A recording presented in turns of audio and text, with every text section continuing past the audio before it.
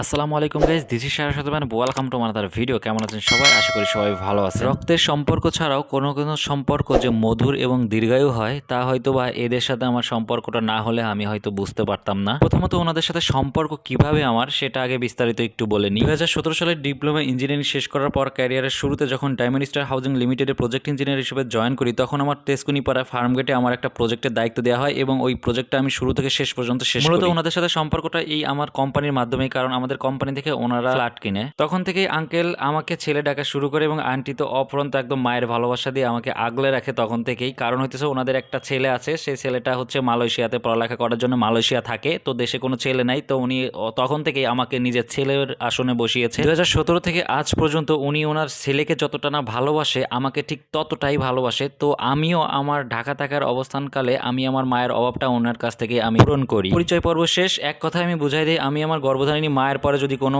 কাউকে মা ভেবে থাকি বা ভালোবাসি সেটা হচ্ছে এই আন্টি, ওনাকে আমি আম্মাও ডাকি। যাই হোক, এখন মূল কথা চলে আসি। আজকে আম্মার একমাত্র মেয়ের বিয়ে। এইটা যে নাচতেছে এটা হচ্ছে আম্মার একমাত্র ছেলে, উনি মালয়েশিয়া পড়াশোনা করে এবং হইতেছে সুস্মিতা আপু, যে আম্মার একমাত্র মেয়ে। ওনার সাথে বিয়ে হচ্ছে ওনাদের রিলেটিভ একজনের সাথে। আপনারা হয়তো মনে মনে ভাবছেন বিয়ে এভাবে হচ্ছে কেন, কারণ আরেকটা কথা বলতে ভুলে গেছি, ওনারা ইসলাম ধর্মের না, ওনারা হচ্ছে হিন্দু ধর্মের। যে যে ধর্মেরই থাক সবার উপরে মানুষ সত্য, এটাই আমরা জানি। এই আন্টি আঙ্কেল আমাকে যেভাবে করে নিজের সন্তানের মতো ভালোবাসে, আমার মনে হয় না যে আমার কোনো রিলেটিভ আত্মীয় আমাকে এরকম করে ভালোবাসে, সত্য কথা বলতে। যাই হোক, এখন জামাই এবং সুস্মিতা আপুর চাদর উপরে দিয়ে আমাদের যেরকম করে মুসলমানদের যেরকম করে বিয়ে হয় ওরকম করে মুখ দেখা দেখির একটা কাজ চলতেছে। জানি না এটা কতক্ষণ চলবে। তো এটা অলরেডি এখন আমাদের ঘড়িতে বাজে হইতেছে রাত 11টা। যেহেতু অনেক দূরে যাবো এই জন্য আর বেশি দেরি করলাম না, কারণ ওনাদের অনুষ্ঠানটা রাত 2টা-3টা পর্যন্ত মনে হয় চলবে। এই জন্য তাড়াতাড়ি করে খাওয়া দাওয়া শেষ করলাম। খাওয়া দাওয়া শেষ করে ওইখান থেকে আমি ব্যাক করি যাতে করে তাড়াতাড়ি করে চলে আসতে পারি। তারপরেও বাসায় আসতে আসতে আমার অলরেডি